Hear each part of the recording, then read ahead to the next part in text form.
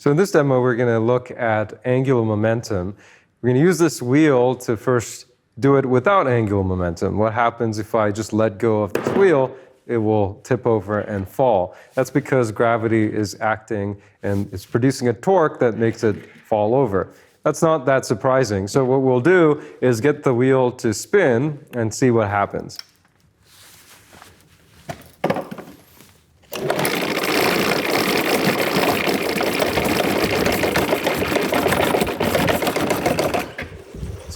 So now the wheel's spinning. I'm going to try to do the same thing, put it on the table. And now I'm going to let go. You can see that it doesn't tip over. That's because it now has angular momentum. So if you look at the direction that the wheel's spinning, it's spinning like this. So you can use your right hand to point to the direction of angular momentum. So that vector is pointing downward.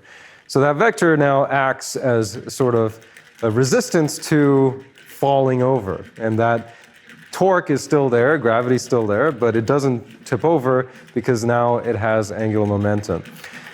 As you can see, there's some friction down there. So eventually this will stop spinning and it will tip over. But as long as it maintains its angular momentum, it's not going to tip over. So this is a demonstration of angular momentum with a bicycle wheel.